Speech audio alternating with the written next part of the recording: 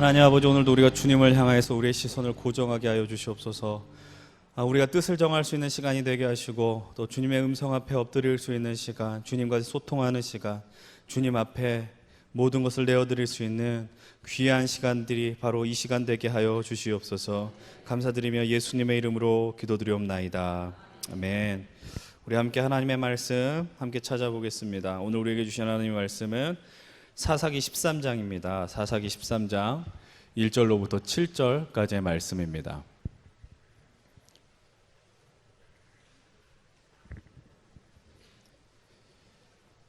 구약성경 제가 갖고 있는 성경 383면에 있습니다. 사사기 13장 1절로부터 7절까지의 말씀입니다. 찾으셨으면 저와 여러분들이 한 절 한 절 교독하고 마지막 7절은 같이 읽겠습니다. 제가 먼저 1절의 말씀을 봉독해 올리겠습니다. 이스라엘 자손이 다시 여호와의 목전에 악을 행하였으므로 여호와께서 그들을 40년 동안 블레셋 사람의 손에 넘겨주시니라. 이름한 자가 있더라. 그의 아내가 임신하지 못하므로 출산하지 못하더니 여호와의 사자가 그 여인에게 나타나서 그에게 이르시되, 보라, 내가 본래 임신하지 못하므로 출산하지 못하였으나 이제 임신하여 아들을 낳으리니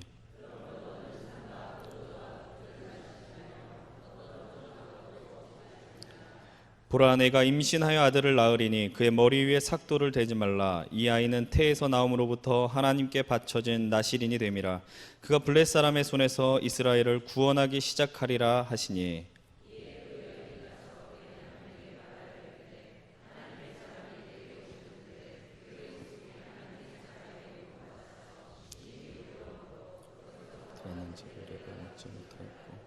그도 자기 이름을 내게 이르지. 함께 보겠습니다. 그가 내게 이르기를, 보라, 내가 임신하여 아들을 이제 포도주와 독주를 마시지 말며 어떤 부정한 것도 먹지 말라.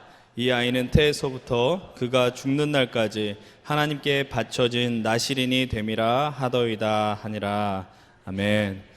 우리 한 주간 많이 수고하시고 애쓰 많이 쓰셨습니다. 이제 주말이 됩니다. 우리가 주말이 된다라는 건 한 주의 마무리를 한다라는 의미도 되지만, 또 주님의 날, 또 예배를 위해서 또 우리의 어떤 영적인 상태를 준비해야 하는 시간인 줄로 압니다.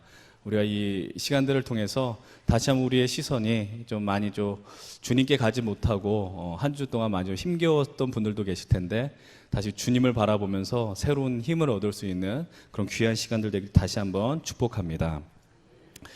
오늘 우리가 나눈 말씀은, 우리가 모태신앙이라면, 어렸을 때부터 교학교를 경험한 분들이라면 가슴 가운데 아주 강렬한 이미지로 남은 그 삼손의 이야기를 좀 나누려고 합니다.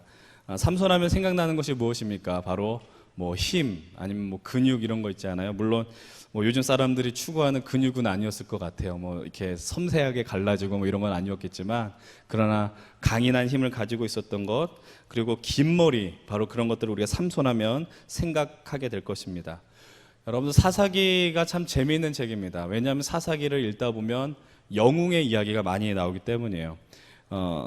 영웅들이 다 나옵니다. 그러나 분명한 건 하나님이 선택하셔서 사용하신 사사들이라는 거죠.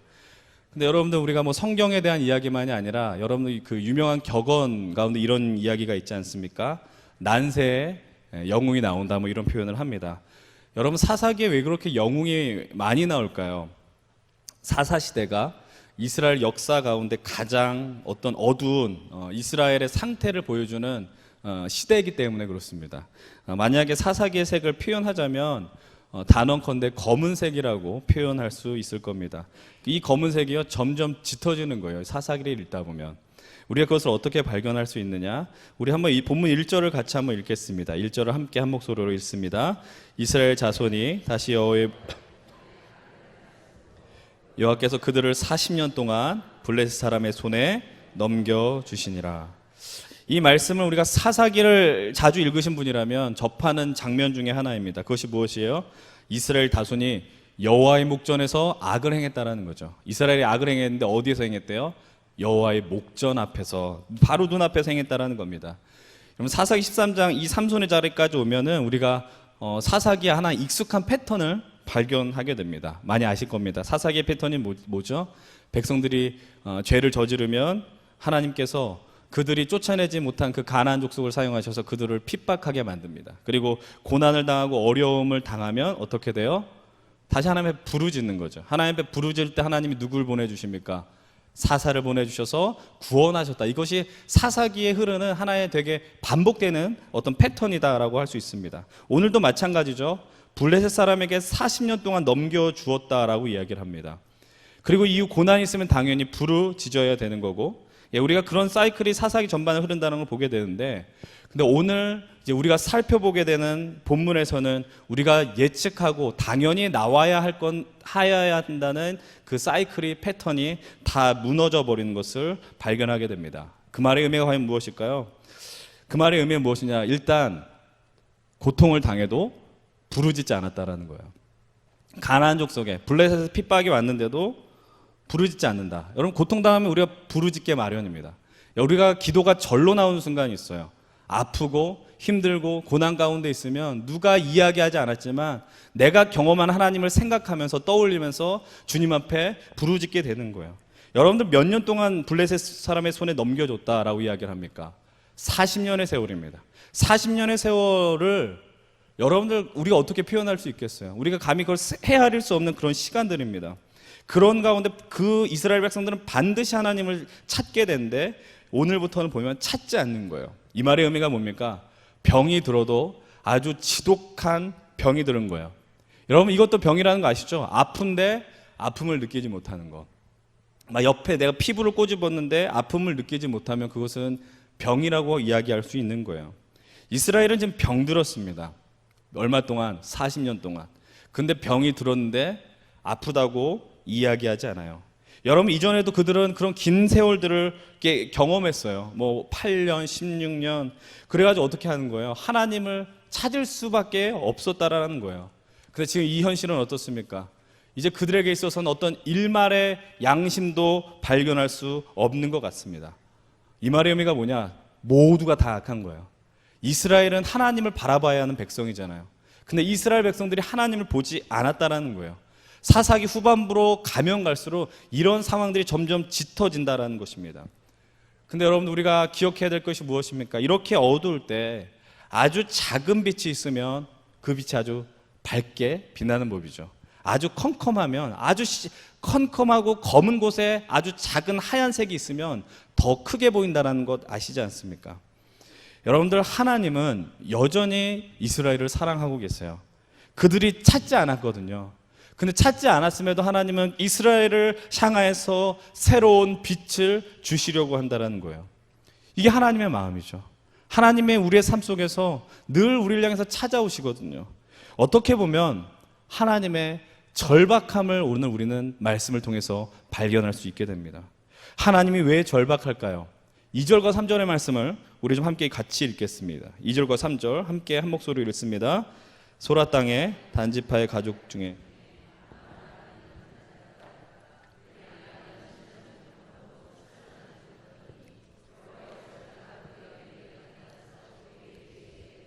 보라, 내가 본래 임신하지 못함으로 출산하지 못하였으나 이제 임신하여 아들을 낳으리니. 여호와의 사자가 나타납니다. 천사가 나타나서 한 가정을 방문하게 됩니다. 그 가정에 아주 특이한 점이 하나가 있습니다. 그것이 무엇이냐? 자녀가 없다라는 거죠. 근데 그런 가정에 하나님 찾아와 주셔서 자녀를 주시겠다라고 말씀하고 있습니다. 여러분, 성경에 보면 이렇게 출생 전에 자녀가 나올 것이다, 태어날 것이다, 탄생을 예고하는 것을 흔히 수태고지라고 표현합니다. 여러분, 성경의 본문 여러분 한번 생각해 보십시오. 이런 상황을 경험한 사람이 얼마나 될까요? 누가 떠오르십니까? 예수님, 세례요한, 여러분 손가락 꼽을 정도도 안 된단 말입니다.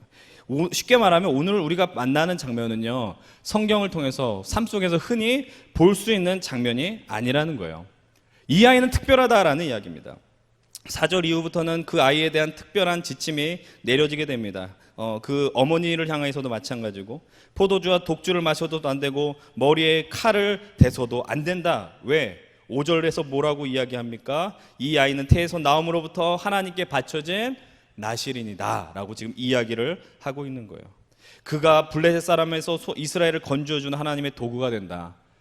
이 아이는 태어나기 전부터 하나님의 사명을 받게 되는 아이가 됩니다. 여러분, 이 아이의 부모는 어땠을까요? 감격스러웠을 것입니다. 그리고 또 다른 감정, 두려웠을 것이죠. 당황했을지도 모릅니다. 근데 오늘 이 본문을 통해서 발견해야 되는 것은 사람의 마음을 초월한 하나님의 마음을 발견해야 돼요. 하나님이 이 땅을 향해서, 이 이스라엘 향해서 얼마나 절박하고 있는가, 또 이 시대가 얼마나 어두운가, 우리가 이것을 발견해야 된다는 겁니다. 여러분, 이 상황 속에서 한번 이런 생각해 보지 않았습니까? 왜 하나님께서 태어나지도 않은 아이를 지목해서 이스라엘을 구원할 것이다 라고 이렇게 말씀하셨는가? 사사기를 살펴보면 이런 경험이 없었어요. 이런 경우가 없었습니다. 답은 바로 이것입니다. 지금 이 시대는 어떤 시대라고 그랬습니까? 악하고 병이 들었지만 하나님을 찾지 않는 시대라고 이야기했습니다. 우리 자신들이 죽어가는데도 죽어가는 것을 느끼지 못하는 시대라고 이야기를 했어요. 이 말을 다르게 표현해 보겠습니다. 이 삼손이 태어나던 시대는 어떤 시대냐? 하나님이 선택해서 쓸 수 있는 사람이 없었던 시대라는 거예요. 그래서 어떻게 하는 거예요?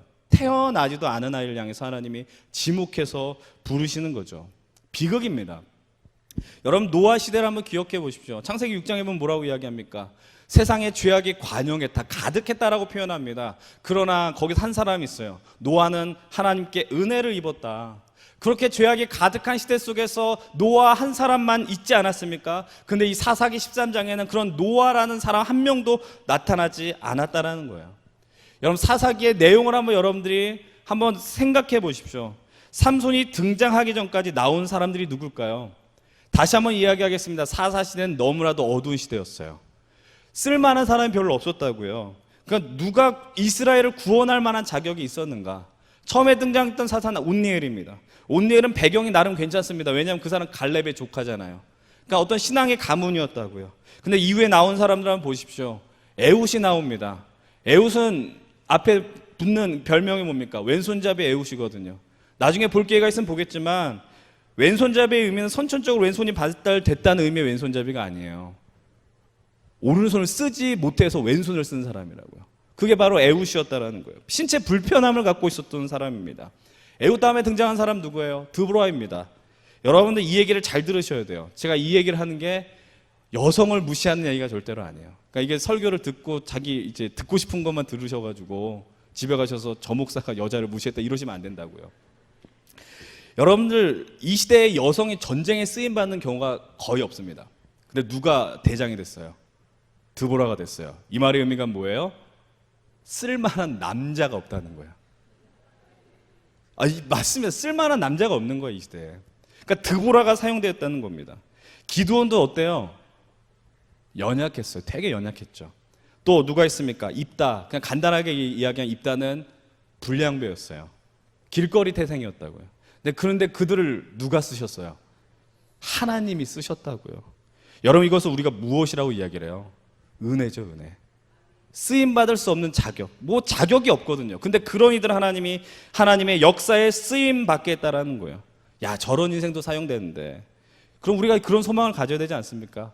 저런 인간도 쓰임받는데 우리도 좀 그런 간구함이 있어야 된다라는 거예요.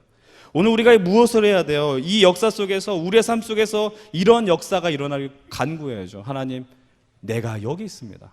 주님, 우리를 사용해 주십시오. 지금 우리가 사는 시대를 보십시오. 어떻게 보면 이 시대를 보십시오. 더 이상 하나님이 선택해서 쓸 수 있는 자가 보이지 않으니까 태어나지 않은 이를 지목하세요. 여러분, 나실인을 세웠어요. 나실인 어떻게 해야 돼요? 철저하게 관리해야 되죠. 함부로 손대지 말아야 되고, 독주를 마셔서도 안 되고. 그러니까 지금 이 시대가 얼마나 악하면 이렇게 철저하게 하나님이 지목해서 이렇게 세워 나가시냐 말입니다. 그런데 아시는 것처럼 결국 삼손은 하지 말라는 걸 다 했어요. 그 시대가 얼마나 악한지 아시겠죠? 이게 이스라엘의 비극입니다. 그러나 하나님의 이스라엘 향한 또한 절박한 사랑의 표현이기도 합니다. 이스라엘의 사랑을 하나님이 기다렸지만 이스라엘은 외면해요. 이스라엘은 하나님 보지 않아요. 그러니까 하나님이 어떻게 합니까? 하나님이 먼저 나오는 거예요. 하나님이 그들 향해서 먼저 움직이시는 겁니다. 하나님이 절박한 거죠. 답답하신 거죠. 그러니까 먼저 하나님이 액션을 취하시는 거예요. 여러분, 이스라엘 역사뿐만 아니라 지금도 우리도 마찬가지입니다. 오늘 이 시대도 하나님이 답답하고 계실지도 모릅니다. 아니, 절박하시죠. 그렇게 해서 어떻게 하세요? 우리를 향해서 오늘도 찾아오시는 거죠. 우리가 오늘 이 시간에 기도의 자리로 내가 나왔어라고 이야기하지만, 그러나 우리는 고백할 수 있어요. 하나님이 우리를 불렀다라는 거예요. 나를 찾고 계신다라는 거예요. 하나님은 나의 발걸음을 그래서 이 예배 자리로, 말씀의 자리로, 기도의 자리로 부르셨다라는 겁니다. 여러분, 하나님의 그 절박함의 극치가 무엇인지 아십니까? 바로 예수 그리스도의 십자가죠.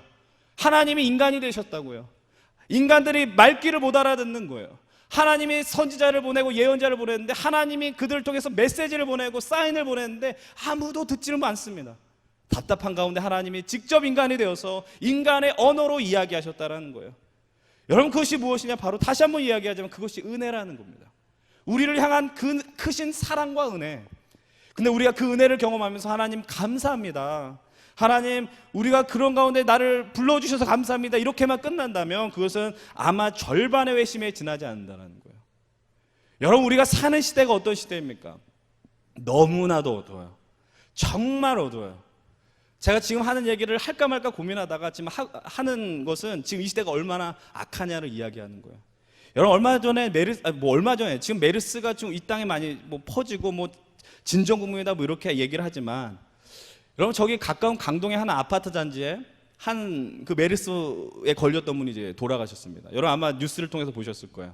70대 간병인이 돌아가셨습니다. 그러니까 메르스 걸린 환자를 돌보다가 그분이 이제 병을 발견하고 확진한 지 아마 2, 3일 만에 돌아가신 걸로 알고 있습니다. 근데 여러분 한번 생각해 보십시오. 70대면 본인이 간병을 받아야 되는 위치거든요. 그런데 그분이 간병한다는 말이 의미 뭐겠어요? 형편이 어렵다는 얘기예요. 실제로 그분이 어떻게 사셨느냐? 손자 손녀 2명을 데리고 살았다는 거죠. 그러니까 부모가 없고 이혼을 해, 그건 잘 모르겠습니다. 그러나 할머니가 그 어린 손자 손녀를 돌보고 있는데, 근데 여러분들 그 상황 가운데서 그 보호자 할머니가 돌아가셨어요. 그럼 어떤 마음이 드는 게 정상이에요? 여러분 한번 그냥 상식적으로 생각해 보십시오. 불쌍한 마음이 들어야 되죠. 긍휼의 마음이 들어야 되죠. 여러분들, 그때 그 할머니가 확진 판정을 받고 돌아가시고 그 아파트 단지에서 벌어진 일이 뭔지 아십니까? 여러분들 지역 커뮤니티 있잖아요. 인터넷이나 어떤 이제 스마트폰 보면 밴드라든지 그런 사람들이 소통할 수 있는 그곳이 난리가 났다는 거죠.